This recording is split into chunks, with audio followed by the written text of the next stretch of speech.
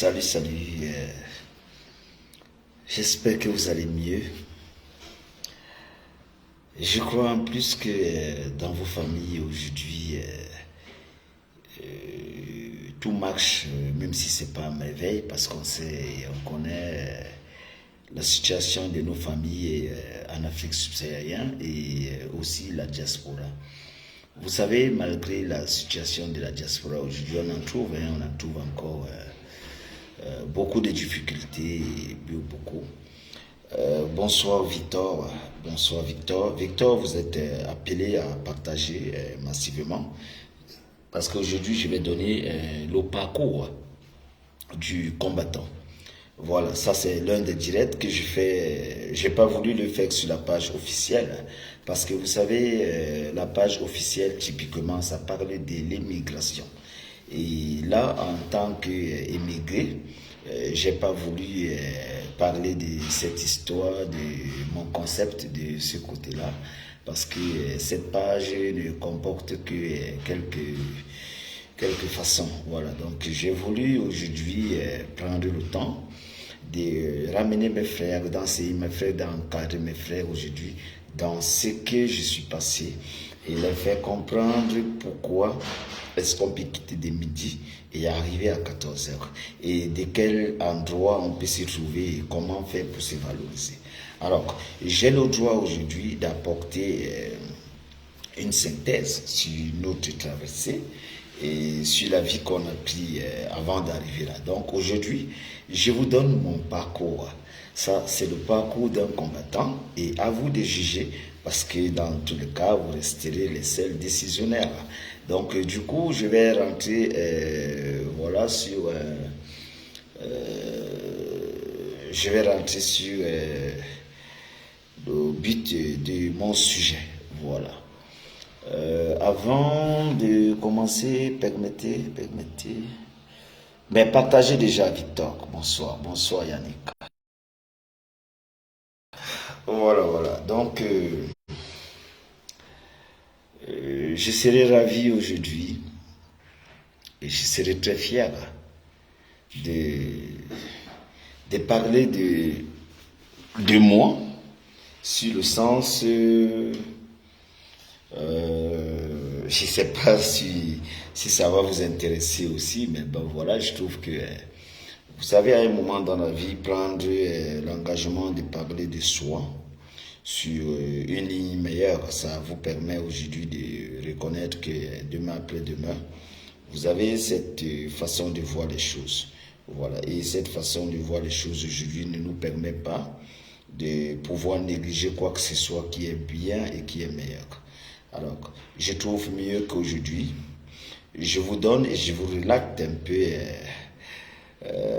mon parcours. Voilà, donc aujourd'hui, je vais vous donner mon parcours qui va peut-être vous intéresser, je ne sais pas, mais bon, voilà. Je trouve que ça vous fera un plus, vous qui êtes déjà là. Voilà, et prenez le temps de m'écouter parce que je serai un peu lent sur les mots. Pourquoi? Parce qu'il faut que des gens comprennent. Là, on parle d'une histoire qui n'est pas une histoire vécue en tant que telle, mais là, nous parlons typiquement de mon histoire, moi. Donc, un passage qui m'a obligé à être là où je suis et pourquoi j'ai choisi être là. Alors, j'ai le temps de croire que vous et moi, aujourd'hui, nous avons cet accompagnement qui nous amène à savoir que demain après-demain, ça ira mieux que personne. Alors, de cet accompagnement, j'aurais mieux voulu que vous commencez déjà par partager. Vous avez une minute.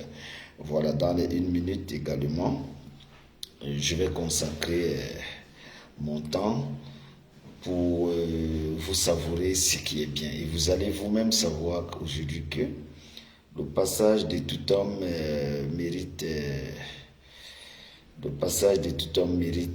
un bravo.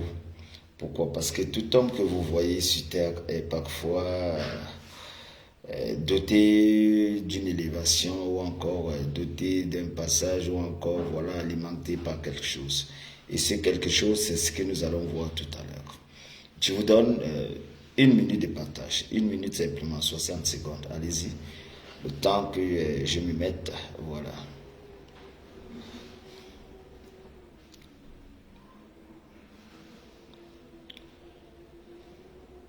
Vous savez, j'ai pas voulu le faire aujourd'hui sur ma page officielle. Pourquoi? Parce que à un moment, parfois, comme cette page, c'est une page qui est renfermée, typiquement sur le sens de l'immigration. Donc, parfois, je vais pas mêler n'importe quoi sur cette page-là. Là, par contre, je viens vous raconter une histoire. Normalement, cette histoire devrait être faite sur cette page, mais bon, voilà. J'ai sollicité que ça soit sur la page choisie. Alors, c'est pas aussi grave. Prenez simplement le temps de partager également et que Dieu nous aide tout à l'heure à écouter ce que nous allons dire. Voilà. Bon, ben, je crois que dans vos familles, comme je le disais tantôt, je crois que vous allez mieux. Je crois que d'aucuns qui sont dans les hôpitaux de votre côté aussi, vous êtes quand même attachés aux médicaments et que la souffrance va finir un jour parce que, vous savez, pendant qu'on souffre, on a des calculs, on a des minutes, on se dit, ben voilà, ça va pas finir. Mais notez que dans la vie, toute chose à la fin finit toujours par avoir un résultat. Vous qui avez la longueur de journée tout le temps à se battre, à se dire, ben voilà, c'est difficile, notez que ça va aller très vite et vous ne serez pas dessus. Voilà, donc je demande encore une fois de plus à vous qui avez l'opportunité de chercher de vous battre, de ne pas laisser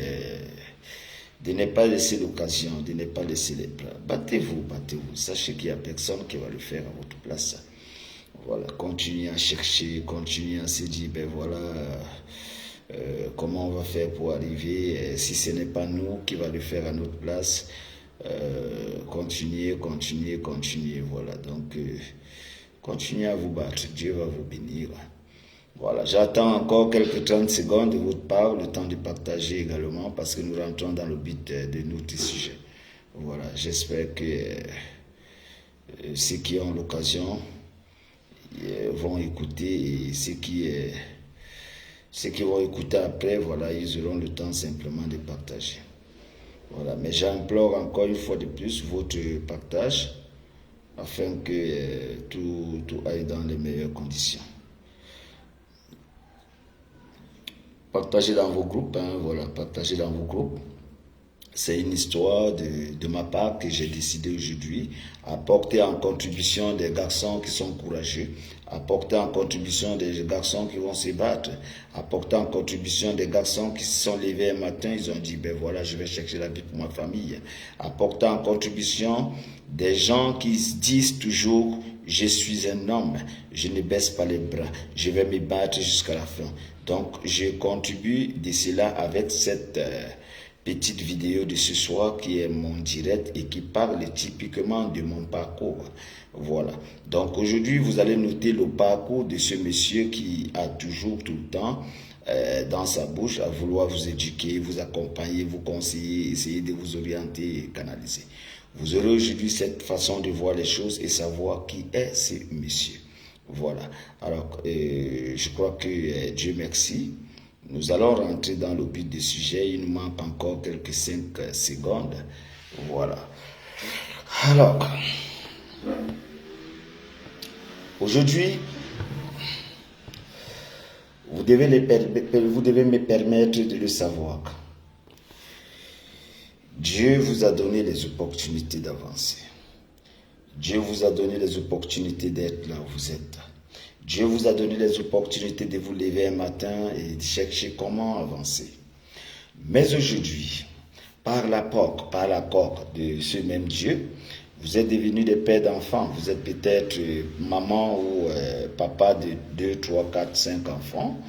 Merci Aïcha Karamba, merci pour les cœurs. Merci également Franck Yannick. Victor Adams, bonsoir, merci. Alors, Elisabeth Ngele, bonsoir. Des maisons, le professeur de Marrakech, lever du jour. Vous voyez bien ce monsieur qui est là, qui est l'un des grands messieurs ici à Marrakech. Nous vivons à Marrakech tout ensemble, voilà, qui a toujours tenu à m'encourager. Et j'apprécie vraiment, parce que vous savez, dans la vie, vous devez encourager vos frères et sœurs, parce qu'on ne connaît pas comment le lendemain est. Ça ne vous servira à rien et ça ne vous coûtera à rien. Voilà. Alors, aujourd'hui, Dieu merci. Si nous n'avons pas pris le temps de faire ce direct sur la page officielle, parce que nous avons le rendez-vous sur la page officielle de mercredi à samedi. Tous les mercredis, samedi, nous avons toujours ce direct à faire. Merci beaucoup. Lever du jour, lever du jour, lever du jour. Merci beaucoup. Il s'appelle bien Des Maisons. C'est l'un des grands garçons à Marrakech. C'est un doyen, c'est un monsieur, c'est un responsable. Il a toujours tenu à encourager ceux-là qui veulent avancer, tout comme moi. Voilà, vous voyez bien, il est là en train de partager également. Baraf Donkin, bonjour, Baraf Donkin, bonjour, Elisabeth Nguele. Voilà, c'est ces gens qui entourent aujourd'hui mon quotidien, parce qu'ils passent le temps à m'encourager en longueur de journée. Aïcha Karamba également, qui nous vient du Sénégal. Voilà, Aïcha Karamba, cette dame aussi, voilà. Donc, aujourd'hui, je suis fier que dans ce que je vais raconter aujourd'hui, il y a quand même quelques gens qui sont déjà là. Alors, nous rentrons dans le but de notre sujet directement. Dieu merci. Voilà. Vous savez, j'avais pris l'opportunité d'avancer. Je suis quitté de mon pays, je suis du Cameroun. Dieu m'a permis d'aller à pied. J'avais pas 200 000 francs dans ma poche. J'avais pas 90 000 dans ma poche. J'avais 70 000. Au moment de quitter au Cameroun, j'avais 70 000. Chose qui n'était pas facile.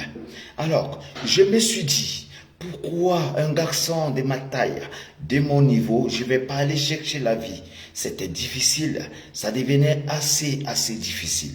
Alors, aujourd'hui, Dieu m'a permis de quitter à pied dans mon pays, de traverser la Méditerranée, de traverser ce désert, de traverser les hauts et les villages de certaines personnes et de traverser quelques, comment dirais-je, quelques tavernes, c'est comme ça qu'on appelle cela, les tavernes qui sont sur des montagnes. Alors, avec ces métamorphoses, si pour moi, la référence, mon frère de toujours. Bonsoir, mon frère. Alors, Dieu a voulu que je me mêle dans ce pays qui n'avait pas encore cette élévation aujourd'hui, parce qu'il faut le reconnaître, le Maroc auparavant, c'est pas le Maroc aujourd'hui pour ceux qui le connaissent. Alors, quand j'arrive au Maroc, on n'a pas les opportunités de rentrer dans le bus. J'arrive au Maroc, on n'a pas l'opportunité de prendre ne serait-ce qu'un taxi. On n'a pas les opportunités d'emprunter ni le train. Pourquoi? Parce que le Maroc était un pays encore fermé et qui vivait dans un rythme dans un rythme fermé. Parce que si vous rentrez au Maroc en ce moment et que vous n'avez pas votre passeport avec un cachet d'entrée, vous retrouvez des problèmes. Alors, c'est en ce moment que je rentre au Maroc. Je rentre au Maroc avec une souffrance qui ne me permet pas d'avancer. Je rentre au Maroc avec une souffrance qui ne me permet pas de vivre. Je rentre au Maroc avec des blessures sur le pied. Je rentre au Maroc avec un genou blessé. Je rentre au Maroc avec des difficultés quelconques. Mais Dieu merci. Dieu merci. Quand je vais rentrer au Maroc, j'ai eu la chance de tomber sur quelques personnes qui ne m'ont pas accueilli, mais qui m'ont donné là où je pouvais poser ma tête. Parce qu'il y a accueillir des gens, accueillir quelqu'un, ça veut dire vous l'orienter, vous pouvez lui donner à manger et tout, et lui orienter et lui donner là où on peut poser la tête. Alors, ils ne m'ont pas accueilli, mais ils m'ont donné là où je pouvais poser la tête. C'était dans la ville de Oujda, la première ville quittant de l'Algérie pour le Maroc. C'était à Oujda. Dieu m'avait permis d'être à Oujda. Et bien, je me suis dit, pourquoi je ne vais pas avancer? Pourquoi je ne vais pas me battre? Pourquoi je ne vais pas chercher? Alors, je suis resté pendant une semaine à Oujda et je me suis dit, comment me battre? Alors, pour aller dans une autre ville, par exemple, il fallait souffrir, parce que je viens de vous le dire, on n'avait pas de voies et moyens à avoir le le transport. On ne pouvait pas avoir le transport, premièrement. De deux, on ne pouvait pas avoir de quoi vous faire traverser peut-être une ville à une autre. Non, c'était très difficile. Mais Dieu avait permis qu'il y avait ces Africains qui étaient là avant moi, qui avaient déjà une nostalgie et qui connaissaient les métamorphoses. Freddy Delmas, bonsoir. Bonsoir Freddy Delmas. Alors, les gens qui avaient pris les opportunités de dire, ben voilà, maintenant, nous allons parcourir l'étape de quitter Oujda pour aller à Nador. Nador, c'était notamment le but d'aller rentrer en Espagne. Je partais en ce moment droit en Espagne. J'ai pris la route de Nador avec quelques personnes et alors nous sommes partis. Il ne fallait pas rater parce qu'il fallait rentrer quelque part et continuer la route. Vous connaissez Nador et Oujda, c'est plus de 7000 km. 700 km, autant pour moi. Nador Oujda, c'est plus de 700 km. Moi, je parle de 700 km, de côte. C'est plus de 800 km, Nador Oujda. Mais, vous n'allez pas marcher à pied. On était obligé de côtoyer ces anciens qui étaient déjà au Maroc, qui connaissaient la routine, et qui nous ont traînés, et qui nous ont emmenés. Nous sommes partis. Et arrivés quelque part, ils nous ont demandé de se coucher. Nous nous sommes couchés, on a passé la nuit. Le lendemain, ils sont venus nous dire, l'heure est prête. Nous sommes allés avec eux et ils nous ont montré là où on va rentrer. Et c'était les anciens cargos de marchandises, ça veut dire les trains marchandises. Ces trains marchandises qui transportent parfois le fourgon, et ces trains marchandises qui transportent le fer, et ces trains marchandises qui transportent parfois le charbon. Maintenant, comment ça va se passer? Pour que vous rentrez dans ces trains marchandises, c'est pas facile pour vous. C'est pas facile pour vous. Pourquoi? Parce que il y a le contrôle des policiers, il y a le contrôle des militaires. Et également, en ce moment, il y avait ce qu'on appelle les bangandos. Les bangandos, c'est quoi? C'est des petits Marocains en ce moment qui étaient têtus, turbulents, et qui ne voulaient pas voir des Africains subsahariens, qui étaient contre nous, qui n'aimaient pas nous voir, qui essayaient de nous lancer les cailloux, qui nous agressaient, qui nous arrachaient les téléphones, parce que vous êtes noirs, vous avez souffert. C'est comme ça que ça se passait au Maroc. Alors, nous sommes allés au point, là où nous devions prendre le train marchandise. Ce train marchandise, c'est pour nous enlever dans la première ville de Oujda, la ville qui sépare l'Algérie et le Maroc. La première ville du Maroc qui est Oujda, quittant de l'Algérie. Nous avons quitté, je crois nous avons fait, il était 9 heures. Nous sommes quittés à 9 heures. Et quittant de 9 heures, nous avons eu le temps. Estelle Tassim, bonjour, bonjour ma fille. Nous avons pris de 9 heures à 18 heures, nous avons passé la nuit. Et le lendemain, il fallait qu'on rentre dans le train marchandise. Le train marchandise que je vous ai dit, c'est là où se trouve le charbon et tout. C'est là où nous allons rentrer parce qu'il n'y avait pas moyen de prendre le bus ni quoi que ce soit. Nous avons réussi et on s'est intégré dans le train. Mais en entrant dans le train, l'un parmi nous, nous étions 9, a coupé le pied. L'un parmi nous, voilà l'aventure d'un garçon. J'arrivais tout droit en aventure et j'ai un ami parmi nous qui coupe son pied, qui n'a pas son pied. Je commence à voir des choses qui ne me favorisent pas l'avancée. Je commence à voir la difficulté de la vie. Et je commence à imaginer des choses. Pourquoi? Parce que c'est nouveau pour moi. C'est pas facile. Rien n'est donné. Alors je vois un frère entre nous. Nous sommes 9 qui coupe le pied parce que nous devons rentrer dans le train marchandise. Parce que nous devons quitter de la ville de Oujda pour Nador. Nador, notamment, nous avons en tête d'aller en Espagne. Dieu merci. Je vais réussir avec des garçons, nous allons arriver dans la ville de Nador et nous avions un téléphone parce que j'étais avec un de mes frères de Nebel. Moi, je suis né à Nebel, pour ceux qui ne le connaissent pas. Je suis né à Nebel. Ma maman, elle est née à Nebel, donc je suis natif de Nebel. Pour ceux qui ne le connaissent pas, c'est l'un des quartiers au Cameroun les plus populaires. Alors, Dieu m'avait accordé, à travers l'amitié, on est parti à 2, 3 en aventure et j'étais avec l'un des garçons. Et l'un des garçons, je peux vous le citer encore, il s'appelle Fabien. Fabien, le petit frère de Capitaine Saïd, si vous connaissez Capi Saïd. Kapi Saïd également, c'est lui qui m'envoie l'argent en Algérie. Il me dit, mes frères, comme tu avais le jeune frère, essayez de continuer. C'est Kapi Saïd qui m'envoie l'argent en Algérie. Alors, vous devez le noter aujourd'hui, le parcours que vous allez avoir, prêtez vos oreilles à écouter comment est-ce que l'homme va se métamorphoser. Dieu merci, j'ai pris la peine. Et dans ce train, nous avons roulé et nous sommes arrivés à 4 heures du matin dans la ville de Nador. C'était Nadorville. Et nous avons commencé à sauter pour sortir. Nous avions un téléphone et notre ami qui avait coupé le pied, il fallait le porter. Il fallait porter notre ami qui avait coupé le pied. Et eh bien, vous n'allez pas l'ignorer, quand je quittais quand même au Cameroun, j'avais beaucoup de muscles, pour ceux qui le savent. Alors j'ai porté mon ami sur le dos, avec le sang. Il n'avait plus le genou. Il n'avait plus le genou, avec tout ce sang. Nous sommes des aventuriers. Voilà l'aventure. Je viens d'arriver en aventure. Je n'ai pas encore fait 2 heures de temps. Voilà un ami qui a coupé le pied et je le porte sur mon dos. Je traîne avec lui avec le sang. Je traîne avec lui avec le sang. On commence à appeler un grand frère qu'on appelle Pascal.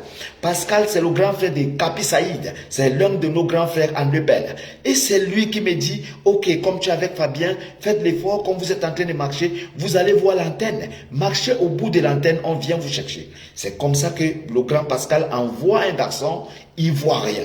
On l'appelait Ivoirio. Il est aujourd'hui en Italie. Ivoirio vient nous chercher.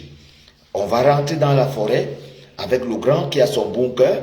Le bunker, c'est quoi? Ça veut dire que vous arrivez dans une forêt et puis, ben voilà, vous cherchez quelques tapis, et quelques nattes et encore quelques plastiques. Et vous vous faites construire un petit truc. Là, vous pouvez passer la tête avec des vieux matelas ou encore, ben voilà, vous mettez quelque chose au sol, même un vieux tapis. Et vous passez votre nuit tranquillement. C'est votre vie quotidienne parce que vous êtes là à regarder comment rentrer en Espagne. Chose qui n'est pas facile pour tout le monde.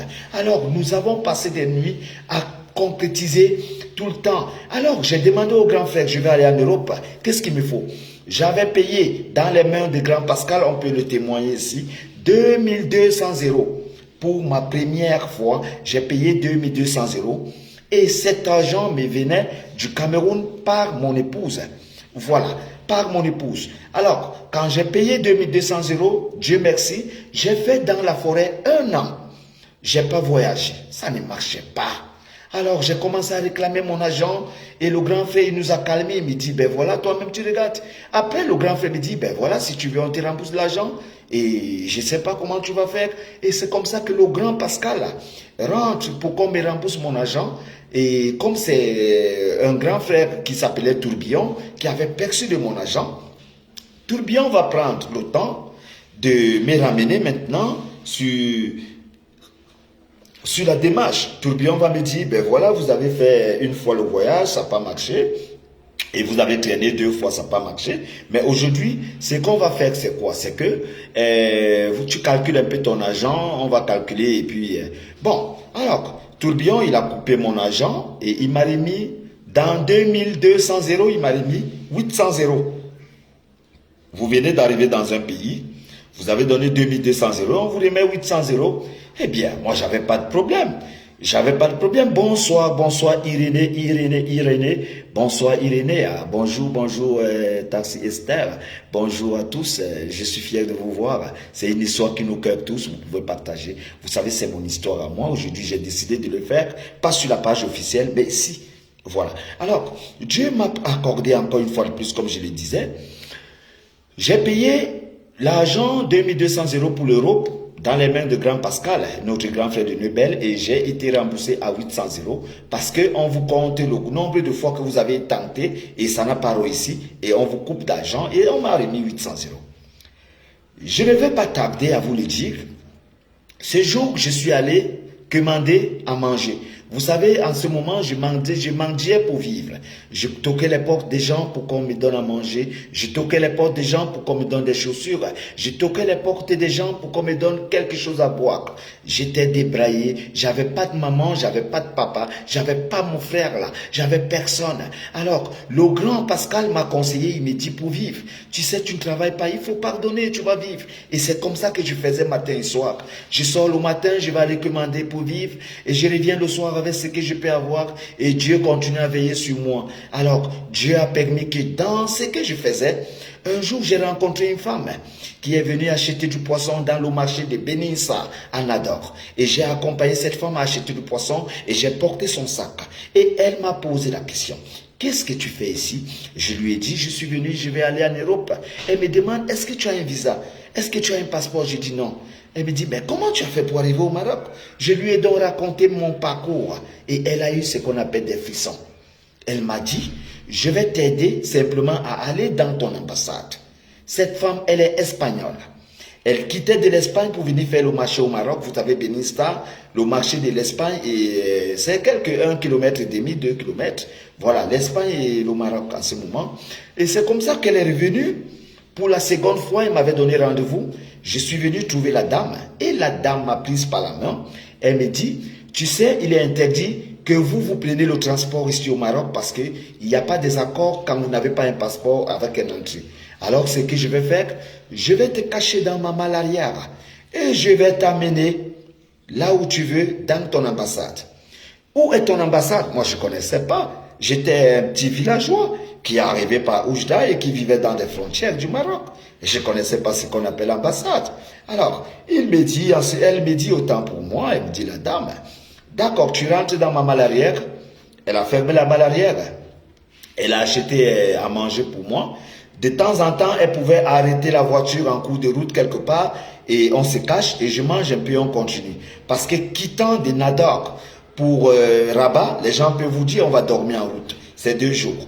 Alors, cette femme a sacrifié sa voiture. Elle a sacrifié les métamorphoses parce qu'il fallait qu'on l'arrête et elle allait en prison. C'est interdit en ce moment. Mais elle a sacrifié de me regarder souffrir. Elle m'a amené à l'ambassade du Cameroun. Arrivé à l'ambassade du Cameroun au Maroc, j'ai croisé à l'entrée un grand frère qu'on appelle Jojo aujourd'hui, qui est au Cameroun, l'adjudant-chef. L'adjudant-chef me pose la question, mais qu'est-ce que tu fous ici? Ah ben j'ai dit, grand frère, tu sais, je suis arrivé, je suis aventurier. Et puis il me dit, mais aventure comment? J'ai dit, ben je suis venu comme ça. C'est cette dame qui m'amène ici à l'ambassade. Et c'est comme ça qu'il me demande ce que je peux faire. J'ai dit au grand frère, ben voilà, moi je connais rien actuellement, ben je peux boxer au Maroc, ça me donne l'opportunité et tout. C'est comme ça qu'il va m'amener chez l'ambassadeur. Et en m'amenant chez l'ambassadeur, j'ai trouvé qu'il y avait une réunion que l'ambassadeur présidait avec les citoyens du Cameroun. C'était à l'ambassade. C'était plus de 300 personnes. Et dans les 300 personnes, il y a eu la bagarre qui a déclenché. Pendant que la bagarre a déclenché, il y avait un garçon qu'on appelle Mbrekete, pour ceux qui le connaissent encore. Mbrekete, il s'appelle Bric-Brac, pour ceux qui le connaissent. Mbrekete a commencé à casser les choses à l'ambassade, à casser les lampadaires et à taper n'importe qui. C'est comme ça que j'interviens par une preuve physique et de force et je fais asseoir Mbrekete et je lui dis tu te calmes. On ne se connaissait pas encore. Je lui dis tu te calmes et tu ne dois pas faire n'importe quoi devant les gens. Et ma manière de me comporter et la manière dont j'ai violencé le monsieur, l'ambassadeur avait regardé et il a demandé à m'appeler plus tard. C'est comme ça que je vais regagner comme chef de sécurité l'ambassade du Cameroun au Maroc. Je deviens chef de sécurité, un villageois qui vient d'arriver dans les frontières du Maroc, qui ne connaît rien, et qui est nommé chef de sécurité. Et on me parlait de contrat CDI, je ne connaissais même pas quoi c'était, et je n'avais même pas de passeport, j'avais rien. C'est pour ça que l'ambassadeur me fait en ce moment ce passeport que je vais vous montrer. Je vais prendre la peine de vous montrer ce passeport. L'ambassadeur me fait ce passeport en ce moment. Ce passeport-là, ça c'est mon premier passeport du Maroc. Vous voyez bien, c'est nommé, regardez là, c'est là ambassade, regardez ici. On fait ce passeport au Cameroun par l'ambassade et on me l'envoie. Regardez ici, c'est l'ambassadeur qui me fait ce passeport que je n'ai jamais oublié. J'ai déjà renouvelé ceci 2 ou 3 fois. Ça c'est mon passeport que l'ambassadeur m'avait fait. Voilà ce passeport, vous allez le vérifier avec moi. Vous voyez ce passeport? Ça c'est mon passeport. Voilà mon passeport. Vous allez voir les cachets qui sont dedans. Regardez, ça c'est mon passeport. Vous allez visiter les cachets qui sont dans ce passeport-là. Regardez, voilà ce qu'on appelle un citoyen. Vous voyez, j'ai des visas des pays là-dedans. J'ai eu des visas de certains pays. Voilà. Voilà, je vais tourner la page encore. Voilà. Voilà. Ça, c'est les cachets d'entrée et de sortie au Maroc. Voilà. Ça, c'est le visa également de certains pays. Vous regardez, on continue. Là. Voilà. Voilà les cachets qui sont dans ces documents. Voilà. Je vais tourner encore. Voilà. Voilà. Voilà les cachets. Voilà. Alors, Dieu merci. Quand l'ambassadeur me fait ce passeport, je suis nommé comme chef de sécurité de l'ambassade du Cameroun à Rabat au Maroc. Je commence à voir comment les gens vivent, je commence à regarder, je commence à recevoir des autorités parce que un chef de sécurité, je devais connaître les entrées et les sorties. Toute personne qui venait à l'ambassade passait par moi, même les jeunes, tout le monde. Il n'y a personne au Maroc qui ne le sait pas. Que ce soit un ancien ou un nouveau, vous le savez mieux que moi. Alors, Dieu merci, l'ambassadeur va me reconvertir comme son fils. Et c'est à travers le document que l'ambassade me fait comme son fils que je profite d'aller boxer dans le club FIS. Parce que je vais à FIS, je suis repoussé, on m'a insulté parce que j'étais noir. Et après, je suis parti dans le club FAB. On m'a insulté parce que je suis noir. Je suis parti à ABZ. J'ai été repoussé parce que je suis noir. Bonsoir Mado, bonsoir, bonsoir, tu vas bien? Bonsoir, merci beaucoup. Alors, j'ai été repoussé parce que je suis noir. Alors, Dieu merci. Quand l'ambassadeur m'a reconnu, et c'est l'ambassadeur qui vient me représenter aujourd'hui, il me dit, ben voilà, je présente mon fils. Ici, si vous avez une place. Et c'est comme ça que je commence à boxer dans la ville de Rabat au Maroc. J'étais le seul noir en ce moment qui boxait avec un contrat de fils et j'étais logé à Haynada. J'avais une maison avec piscine, j'avais tout chez moi. J'ai logé les Guinéens, j'ai logé les Ghanéens, j'ai logé tout le monde. Et à travers cette maison, vous allez le croire aujourd'hui, j'ai aidé des gens, des garçons comme Alberto qui s'appelle encore Mami Wata. J'ai encadré des garçons comme Chichala. C'est dans cette maison que j'ai donné le capital aux garçons qui commençaient à vendre des téléphones. Comme Alberto que je vous ai dit, comme Wangzi qui est à Paris aujourd'hui. Comme aujourd'hui, j'ai commencé à orienter les garçons à distance. Comme Omega, le monde entier. Celui qui est aujourd'hui à Paris, qui a une boutique de vêtements. J'ai commencé aujourd'hui, j'ai donné 2500 €. Dans cette maison, j'ai aidé des garçons comme Roger Ansemel. Roger Ansemel, en ce moment, qui avait une femme blanche sur Internet, qui lui a fait venir au Maroc et elle lui a délaissé. Roger Ansemel n'avait pas où rester, il n'avait pas quoi faire. J'ai pris l'opportunité, j'ai loué une maison. J'ai gardé dans cette maison, je vais vous citer les garçons, que quelqu'un qui veut se nier, qui vient de se nier en direct, c'est un direct que je fais. Nous écoutons, c'est le direct que je fais. J'ai gardé dans cette maison Roger Ansemel, qui est aujourd'hui en Espagne. J'ai gardé dans cette maison Will William. Allez sur Facebook, vous tapez Will William, on l'appelle Watt. Watt a été repoussé et il a été lynché par son propre frère, qui était son frère, qui lui a jeté dehors. J'ai pris Watt et je vais vous citer la maison que j'avais louée, je n'habitais pas là-bas. Je payais la maison, je payais à manger, je payais le gaz, je payais l'électricité et je donnais les vêtements aux garçons qui habitaient. Je vous cite les noms. Il y avait un garçon qu'on appelle Jamel, mon jeune frère. Jamel qui est au Cameroun, le petit frère de Djemba. Il y avait également, je vais vous citer ici Roger Ansemel, je vais vous citer ici le grand Timao, je vais vous citer Will William, je vais vous citer Pambok, je vais vous citer Alain Kaba, je vais vous citer le centrafricain vieux père qu'on appelait Difake. Tous ces gens, je les ai logés, je les ai habités et je les ai donnés à manger, je les ai donné tout ce qu'il fallait parce que j'étais pas riche, mais j'étais assis au Maroc. Ce que j'ai fait, c'est un direct.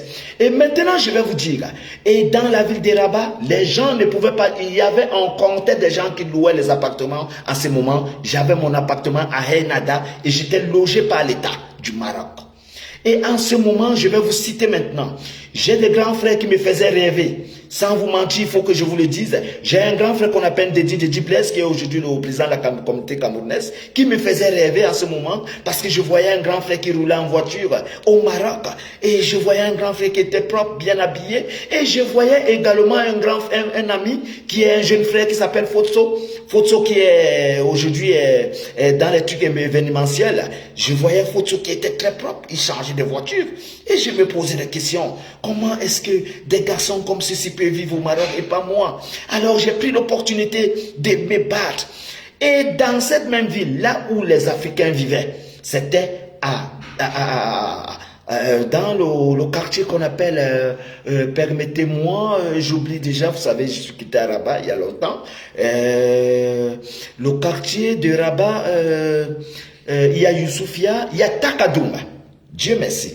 Dans Takadoum, à Takadoum, il y avait simplement l'immeuble qu'on appelle l'immeuble de Papi. L'immeuble de Papi, c'est quoi?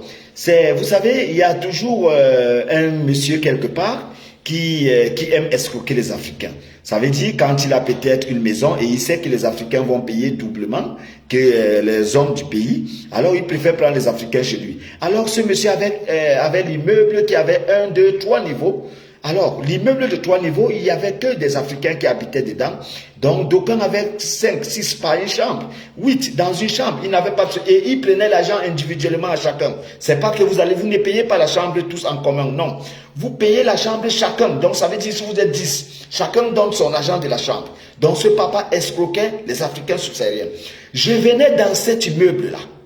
Je vous jure ciel, c'est dans l'immeuble-là que le grand frère qu'on appelle Biggie est tombé malade. J'ai fait soigner ce grand frère. J'ai acheté à ce grand frère de quoi nourrir, même quand il devait aller au Cameroun pour se soigner. Il m'a appelé, il me dit, tu es mon jeune frère. Je ne compte que sur toi au Maroc. Je suis venu. Je roulais au Maroc. En ce moment, je venais avec le vieux Obama, avec la Range Rover Sport. Poser des questions, c'est le direct que je fais. Et quand je venais dans l'immeuble de Papi, il y a des garçons de PK10 comme Libaski. Il y a des garçons comme les petits Maïga qui m'aidaient parfois dans les déménagements. Je ne manquais pas à donner à quelqu'un 150, 200 dirhams et j'achetais des téléphones à tout ce monde-là, celui qui en avait besoin. Il n'y a personne qui a manqué de mon bienfait s'il est passé sur ma route. On m'a nommé une fois, je me souviens, encore une fois, je vous ai dit tout à l'heure, j'ai des garçons comme Yitambe aujourd'hui. Yitambe, vous tapez William Yitambe, allez sur Facebook. Tout ce que je vous dis, je vous donne des preuves. Celui qui veut nier, c'est le direct que je fais. William Yitambe est arrivé chez moi, il voulait voyager parce que sa femme vivait en France avec sa fille. Sa femme vivait déjà en France, il voulait rejoindre sa femme. Alors c'était pas facile pour lui. Il est venu habiter chez moi par la porte de Orlando. C'est Orlando qui vient chez moi. Orlando, c'est l'homme de mes jeunes frères de Youpe. Orlando, je l'accueille chez moi. Alors Orlando est chez moi, Orlando me donne 3500 €. Il me dit, grand frère, je veux voyager. Et j'ai dit, ben attends, c'est pas le moment. Je garde son argent. Je voyage pour aller en Mauritanie. J'ai fait 2 mois en Mauritanie. Il était chez moi à la maison. Quand je suis rentré, je lui trouve avec un garçon à la maison. Je dis, ben c'est qui? Il me dit, non, c'est un ami et tout. C'était William Yitambe. Il peut vous témoigner. William Yitambe qui avait déjà sa femme en France et son enfant. Il voulait regagner la France. Alors, Dieu merci. J'ai dit à William Yitambe, ben tu es arrivé ici au moment où c'est difficile, ben vous allez patienter. William Yitambe, on a pris de son argent quelque part. 2200 € avec un Ghanéen. Le Ghanéen était marié à une Marocaine. Quand je suis allé voir le Ghanéen, je lui dis, ben attends, tu prends l'argent de mon frère, qui est là, qui ne voyage pas. Tu me remets l'argent. Il me dit, non, ici au Maroc, si tu veux, je vais te montrer. Je lui dis, tu ne peux pas me montrer. Tu n'es pas né. Je suis boxeur marocain. Ben, il fallait demander avant. Il me dit, attends, boxeur marocain, comment ça se fait? Je dis, ben, c'est ce que tu devais savoir. Et c'est comme ça que dans les démarches, ce garçon a remis l'agent de William Yitambe, qui est aujourd'hui en France et qui travaille valablement, qui a retrouvé sa femme et son enfant. Alors, je crois qu'aujourd'hui, j'ai l'opportunité de vous donner encore Alberto, à qui j'ai fait la carte de séjour avec mon adresse quand il est venu à Fadeza, dans la ville de Rabat. Je partais, un matin, j'ai rencontré un garçon en route. Il me dit, mais attends, je dis, mais qu'est-ce que tu fais ici? Je lui ai enlevé dans l'immeuble de Papi pour venir le faire loger à Fadeza. Poser des questions aux gens qui le savent. Si quelqu'un a habité Fadeza en 2011, 2012, ça veut dire tu es un homme prêt au Maroc. J'ai dit, si quelqu'un a habité Fadeza 2011, 2010, 12, on va vous dire, voilà un papa. Alors, aujourd'hui, j'ai l'opportunité de le dire. Les gens n'ont pas compris. Voilà le champion du monde, Francis. Le champion du monde, Francis, qui est passé ici, il est arrivé, il a commencé à faire la sécurité un temps. Il me dit, non, ben voilà, c'est fort, c'est difficile. J'ai dit à Francis, tu es un boxeur. Continue-moi l'épreuve. Travaille. Il y a cela quelques jours, il m'a envoyé, il m'a dit, ben voilà, tu prends un stylo, je t'envoie 10 chiffres, tu vas aussi consommer quelque chose avec madame. Je suis fier aujourd'hui, je suis champion du monde grâce à ton courage, grâce à ta façon de me booster, grâce à tes conseils. J'ai également certaines jeunes filles qui jouent au ballon, elles sont en Espagne, qui m'ont dernièrement communiqué 10 chiffres en me disant il faut que madame aussi prenne quelque chose. Alors, je prends déjà la peine de vous le dire. Même depuis mon jeune âge, quand j'étais au Cameroun, j'ai commencé à œuvrer. J'amenais la maman de Samuel Eto'o à Youpé. C'est moi, quand on vous dit, un jeune qui est arrivé à Youpé, qui travaillait à Youpé, c'est grâce à moi. C'est moi, le Noubellois, qui a commencé à prendre tous les garçons de Noubel pour amener à Youpé. Tous les garçons, que ce soit le grand Tansé, que ce soit les Bambaman qui sont morts, tous les petits nous ont trouvés. Et j'ai la chance de voir un El Maestro Martin. El Maestro Martin, le voilà. Il peut vous témoigner. Je suis l'une des personnes qui a valorisé toujours ce que je fais. Et même quand j'organisais les championnats au lycée Mongo, où jouaient les internationaux comme Djeba Eric, où je faisais jouer certaines personnes par le communiqué. Alors, je crois qu'aujourd'hui, quand on est quelque part, on a besoin de se faire un exemple. On ne sait pas par l'exemple parce qu'on ramasse. On est l'exemple parce que c'est ça notre parcours. Alors, j'ai eu besoin aujourd'hui de vous donner mon parcours pour que au moins vous compreniez à quel point l'homme est quitté de zéro pour être aujourd'hui propriétaire d'une maison à Marrakech. Je ne suis pas aujourd'hui locataire parce que les gens l'ont dit parfois, pourquoi on peut acheter une maison au Maroc? Eh bien, j'ai le goût de vous le dire. Je suis africain si j'ai une maison au Maroc parce que je suis africain. Tu ne peux être en France et avoir une maison en France et dire que tu es africain. Tu mens. Il est préférable d'avoir une maison au Maroc et dire que la maison est représentée par un Africain. Parce que si j'ai un passeport aujourd'hui, si j'ai un passeport du Maroc, parce que je suis africain.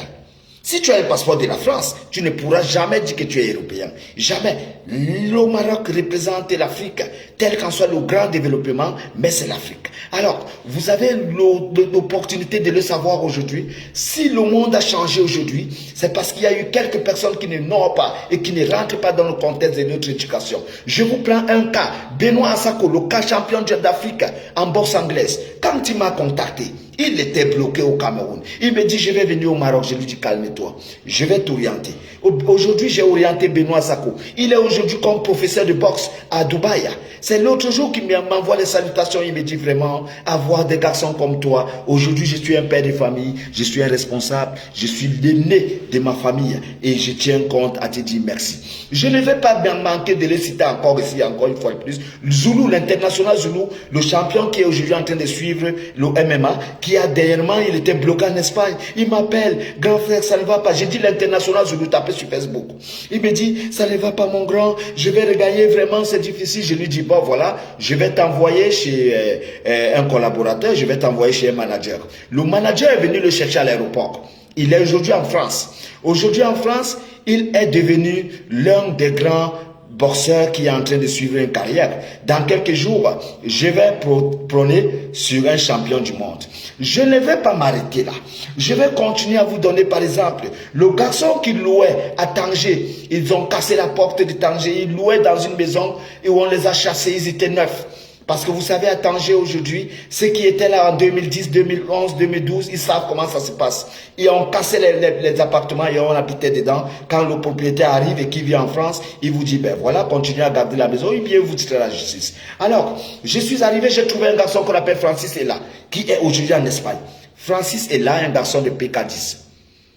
Il s'en allait pas chez lui. Il me dit, ben, c'est pas possible. Il me dit, mais des grands frères comme vous, c'est responsable, grand frère. J'ai pris la peine, je vous jure au nom de mon Dieu. Francis est là, je lui donnais jusqu'aux vêtements. Je lui donnais à manger.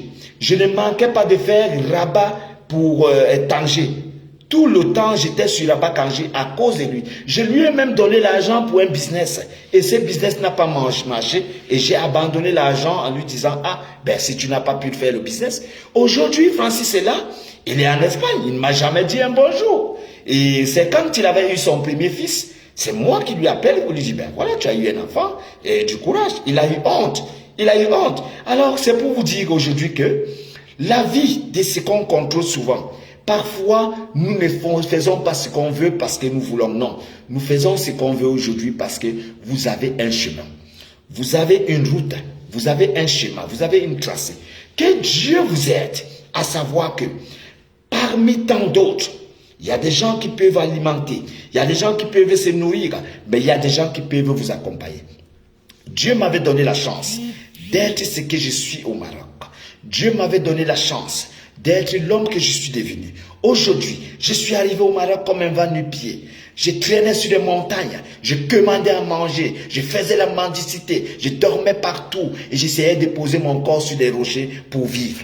Mais aujourd'hui, je suis propriétaire de maisons à Marrakech. Je suis propriétaire, je dis, de maisons à Marrakech. Je ne suis pas locataire. Si quelqu'un venait à vous dire n'importe quoi, dites-lui, eh bien, appelle ce monsieur. Et ce que je dis, c'est un direct que je fais. Ils le savent. Mais ici, il n'y a que des anciens aventuriers qui ont raté l'aventure qui vous diront n'importe quoi sur Yobo parce qu'ils connaissent Yobo. Et parce que celui qui vous connaît ne peut jamais m'en parler de vous. Il préfère, parce que si je vous connais, au lieu de parler de vous parce que je vous connais, je préfère passer par les nouvelles personnes qui arrivent. C'est pour ça que vous voyez parfois des nouvelles personnes qui arrivent. Ils sont parfois châtiés en disant, on nous a dit que ce grand frère-là, il est fait mal. On nous a dit que ce grand frère-là, il n'est pas bien. Pourquoi? Parce que quand vous arrivez et que vous êtes jeune dans l'aventure, les anciens que vous avez trouvés avec moi ici, qui sont des va-nu-pieds, qui dorment dans des chambres, qui dorment dans des cuisines, qui dorment dans des couloirs, et ils ne peuvent même pas se placer là où je me place, ils ne peuvent même pas rentrer dans un avion, ni avoir un passeport. Je vous ai montré mon passeport. Regardez un passeport, regardez le passeport de 12 ans. Regardez, voilà ça. Voilà mon passeport de 12 ans. Regardez. Je vais ouvrir le passeport. Voilà mon passeport, c'est ça. Voilà mon passeport. Voilà mon passeport. Regardez les cachets dans un passeport. Regardez les cachets dans un passeport. Regardez les cachets, les visas. J'ai les visas dans ce passeport-là. Un passeport de, je dis bien de 12 ans. Regardez, je vais tourner les pages. Voilà les passeports. J'ai quelques visas là-dedans. Voilà les passeports. Voilà les passeports. Voilà les passeports. Regardez les passeports. Regardez. Alors, quand vous trouvez quelqu'un qui n'a pas l'opportunité d'avoir un passeport comme celui-ci, qui n'a pas l'opportunité d'avoir une femme, qui n'a pas l'opportunité d'envoyer 50 € dans son pays, vous croyez que cette personne va vous aider? Vous croyez qu'un ancien qui a raté son aventure va vous laisser continuer? Non, il va vous mettre les pieds dans les roues. Pourquoi? Parce que il est contraint de vous dire que le monsieur, ce qu'il dit n'est pas vrai. Alors que je vis ce que je dis. Je suis l'une des personnes en direct sur Facebook qui vit ma vie honnêtement et direct tout le monde. Je ne me cache pas. Je suis l'une des personnes qui ne triche pas. Je suis un battant, je suis un travailleur. Je suis l'une des personnes qui a posé la pierre dans son pays. Il y a des gens ici qui n'ont même pas eu l'opportunité d'aller dans leur pays, n'ont même pas de passeport, ni de documents, ni de carte consulaire. Mais ils vont vous parler de Yobo. Yobo qui est un exemple, qui a fait un parcours à pied et qui est aujourd'hui propriétaire de maison à Marrakech. Vous ne pouvez parler de moi. Je ne suis pas un exemple, non. Mais je suis quand même une qualité parmi tant d'autres. Pourquoi je le dis? Si j'ai été chef de sécurité de votre ambassade, ça veut dire que je suis sélectionné. Et vous le connaissez. Si j'ai été boxeur du Maroc, ça veut dire que je suis sélectionné. Ça veut dire que j'en connais. Et si j'ai été celui qui a toujours encadré, orienté et à faire avancer des gens, je sais de quoi je parle. Et c'est le direct que je fais. C'est pour ça que je vous donne les noms des personnes. Ici, je donne les noms. Alors, je prends encore l'opportunité de le dire. Quand vous êtes en aventure, écoutez votre cœur. Quand vous êtes en aventure, écoutez votre cœur. Laissez les anciens que vous avez trouvés. L'ancien que vous pouvez côtoyer, c'est un ancien que vous avez regardé de fond en comble. Ça veut dire, quand vous arrivez chez un ancien, bon, je vous prends un exemple, quand vous arrivez quand même chez moi, et que vous êtes dans une maison avec un climatiseur LG, et que vous êtes dans une maison avec des téléviseurs de 2 millions, et que vous êtes dans une... Je ne fais pas de bruit. Je ne fais pas du bruit. Les gens qui vont vous dire non, ah, le monsieur, non, je ne fais pas du bruit. Je peux vous donner, vous pouvez aller même sur Google, vous tapez un téléviseur incurvé 77 pouces, Panasonic, vous regardez le prix, c'est 2770 €. Vous regardez parce que c'est descendu. Vous regardez les climatiseurs LG de gabarit de moins de 1 mètre. On va vous donner le prix. Je ne fais pas l'à peu près. Je vis chez moi. La preuve, je vais vous prendre un exemple. Ne quittez pas s'il vous plaît. Une minute. Une minute.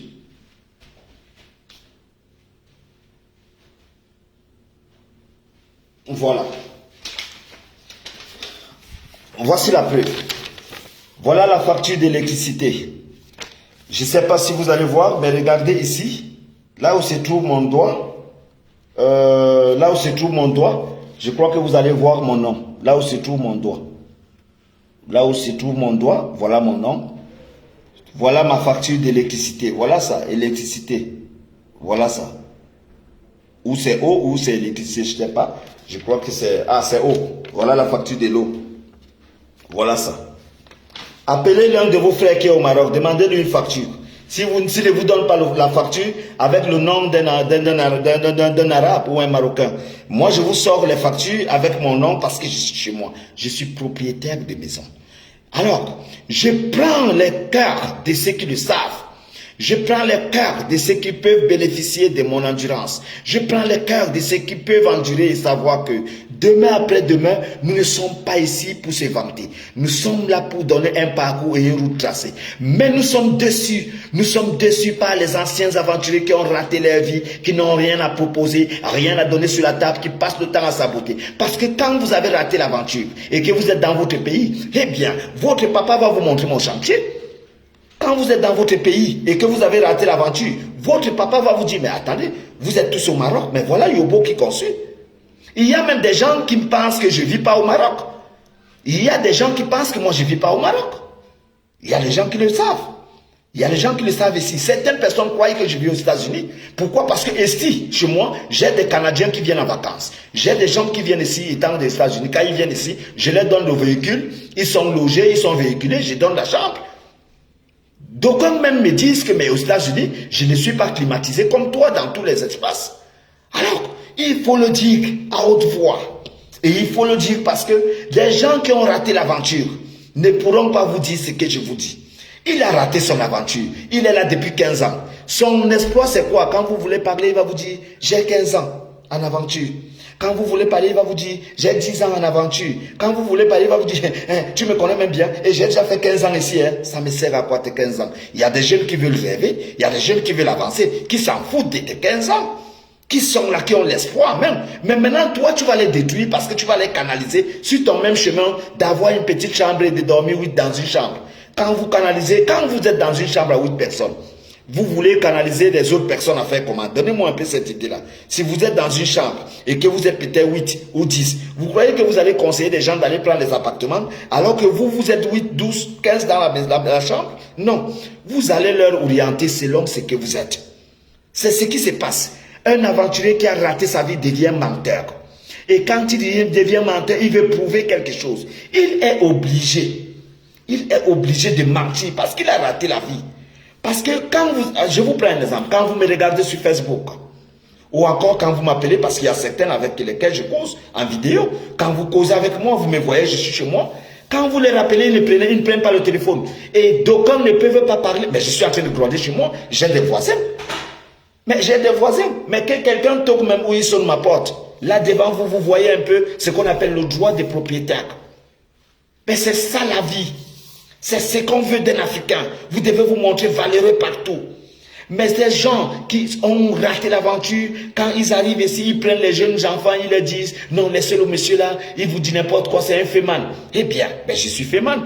Dans mon fait, j'ai réussi quand même. Mais toi qui n'es pas féman, qu'est-ce que tu as donné aux enfants? Qu'est-ce que tu les as orientés? Tu n'es jamais allé chez toi voir ta maman. Tu n'as jamais pris le temps d'appeler la femme que tu avais laissée enceinte. Tu n'as jamais regardé ton enfant qui a aujourd'hui 20 ans. Tu as oublié tout. Tu as abandonné tout. Tu es devenu un imbécile dehors parce que tu rêvais l'Europe. J'ai concrétisé dans un pays où les gens sont morts dans la Méditerranée. Vous croyez que c'est ramassé? J'ai concrétisé là où les gens se perdent dans les canaux ici. Près de 600 personnes se perdent. Ils meurent. Mais j'ai concrétisé dans ce pays. Vous croyez que c'est ramassé? Vous croyez franchement que c'est ramassé de quitter à pied chez lui, marcher à pied, dormir dans le désert, venir être chef de sécurité d'une ambassade? C'est facile? Ou encore, venir être propriétaire de logements à Marrakech? Mais dites-moi un peu, soyons sérieux. Soyons sérieux. Je ne suis pas exemplaire, mais je suis un chemin à suivre. Parce que tout ce que vous rêvez aujourd'hui, c'est d'avoir les logements, c'est d'avoir la maison, c'est d'avoir une femme et c'est d'avoir votre suivi. C'est tout ce que chacun rêve sur terre. Il n'y a pas de rêve sur terre. Le rêve sur terre, c'est d'avoir une maison comme moi. c'est d'avoir une voiture, c'est d'avoir une femme et c'est d'avoir les enfants qui grandissent. Le reste, ce n'est pas notre problème. Il n'y a personne qui cherche autre chose. Mais sauf que d'autres personnes, merci beaucoup, Bijou Atangana, mon jeune frère. Alors, d'autres personnes viendront vous dire, merci pour les cœurs, Magdo.2, merci, merci. Je prends la peine de le dire. D'autres personnes ne vous diront pas ce que je vous dis. Parce que quand vous avez raté l'aventure, eh bien, vous devenez sorcier et menteur. Vous prenez les autres pour ceux qui ont fait la magie. Vous essayez de saboter les gens pour vivre. Parce que vous avez raté l'aventure. Vous avez raté l'aventure. Vous aviez les mêmes chances. Vous êtes passé par la même route. Nous sommes passés par cette même route, nous tous. Il n'y a personne qui avait l'opportunité de dire à quelqu'un. Mais aujourd'hui, quand quelqu'un va vous parler de Yobo, il va vous dire, ah, laissez-moi ce monsieur, c'est un féman. Je suis féman, mais j'ai concrétisé. Je suis féman. Je vis avec ma femme et mes enfants. Je suis féman. J'ai des enfants qui sont dans des collèges. Je suis féman. J'ai parvenu à mettre la pierre au Cameroun. Je suis féman. Je suis dans mon logement. Je ne suis plus en location. Je suis féman. J'oriente des gens depuis le monde entier. Je suis féman. Je colonise comme le champion du monde Francis. Je suis féman. J'essaie d'amener des enfants comme Benoît Sako aujourd'hui qui a un club partout. Je suis féman. J'ai aidé des gens à être partout dans le monde. Mais toi qui n'es pas féman, qu'est-ce que tu as fait pour ces jeunes enfants qui arrivent? Quel est le conseil que tu les donnes? Tu les donnes le conseil de t'abriter dans les chambres comme toi avec 5 personnes. Ils sont venus rester là. Ils sont venus te regarder. Non, ils sont venus rêver parce qu'ils me voient. Les gens qui prennent l'aventure aujourd'hui, ils rêvent d'être comme moi. Parce que je ne marche pas à pied. Parce que je ne dors pas chez quelqu'un. Parce que j'ai posé une pierre au Cameroun. Parce que je vis avec mon épouse, parce que j'emmène mes enfants à l'école, parce que je suis l'éducation de mes enfants et parce que demain après-demain, Dieu va me donner ce que je veux. Et vous, quand vous suivez quelqu'un qui vous dit « je suis 15 ans au Maroc » et vous regardez dans une chambre où il dort, vous-même qui venez d'arriver, vous êtes mieux que lui. Parce que quand tu viens d'arriver, tu trouves quelqu'un qui a 15 ans dans une chambre et que toi, au moins, tu as quand même tes 300 € à prendre la même chambre. Mais ça veut dire que vous êtes les mêmes. Vous êtes les mêmes. Vous êtes les mêmes personnes. Tu n'as pas besoin de l'écouter parce qu'il est 15 ans dans rien. Dans la vie, on choisit son côté. Et pour choisir un côté, on choisit le côté fort pour avancer. Je vous ai pris l'exemple. C'est pour ça que je vous ai montré ma facture d'électricité. Je vous ai dit, pour être quelqu'un, appelez vos frères. Appelez vos frères. Regardez, je ne sais pas. Attends. Oui, c'est ici. Regardez le nom ici. Là où il y a mon doigt, là. Je ne sais pas si ça se voit, mais regardez là où il y a le doigt. Là où il y a le doigt, ici, je ne sais pas si je me fais entendre, voilà. Là où il y a le doigt, c'est mon nom. Les factures de l'eau et l'électricité viennent chez moi en mon nom, que ce soit Internet ou pas, ça vient en mon nom. Demandez à ces gens de vous filmer une facture de... Dites-leur de vous montrer, parce qu'au Maroc, la seule chose qu'on ne joue pas, c'est le trucage. Si quelqu'un vous montre un document, c'est la réalité, parce qu'on ne truque pas le document du Maroc. Tu truques le document du Maroc, tu sais ce qui va t'arriver. Donc, demandez-leur que sortent-nous un peu une facture, ils vont vous raconter des bobards. Alors, je conseille à cette jeunesse aujourd'hui de prendre le parcours en main, de continuer le chemin, de se battre et de ne pas écouter ces anciens aventuriers qui ont raté leur coup de vie. Nous, on a réussi parce qu'on n'avait pas écouté les bêtises. On a réussi et pendant qu'on se cherchait, les gens nous ont insultés. Pendant qu'on se battait, les gens nous ont critiqués. Pendant qu'on voulait sortir la tête de l'eau, les gens ont toujours voulu nous dire que tu n'es rien, tu n'as rien, tu n'avais rien, tu es qui, tu es pauvre. Ils nous ont humiliés, on a compris. Mais aujourd'hui, on a fait ce qui est arrivé. On a fait ce qui fait parler des gens, on a fait ce qui fait chanter des gens. Ils continuent à vous nouer parce qu'ils sont là depuis 20 ans. Je vous prends un exemple. Quand un ancien va vous dire que je suis là depuis 20 ans, je suis là depuis 15 ans au Maroc, dites-lui, mais attends, mais je vois M. Yobo qui est déjà 13 ans au Maroc, ce qu'il est en train de faire au Cameroun et ce qu'il a comme chez lui ici au Maroc et avec sa femme, je ne comprends pas. Quelle est la différence? Il y a des gens qui croient même que je vis aux États-Unis, que je ne vis pas au Maroc. Oui, parce que quand vous me regardez avec ceux qui vivent au Maroc, vous vous dites que c'est 3 mondes différents. Je vais être véridique sur ce propos-là. Sur ce propos, regardez un peu. Quand vous me voyez vivre, vous avez l'impression de me voir dans un pays des États-Unis ou au Canada. Mais je ne vis qu'au Maroc. Simplement parce que j'ai saisi mes chances et j'avance avec mon niveau. Simplement, il n'y a rien que j'ai fait de bagarre. Non. Alors, je crois que Dieu merci. Vous aurez les opportunités, s'il vous plaît.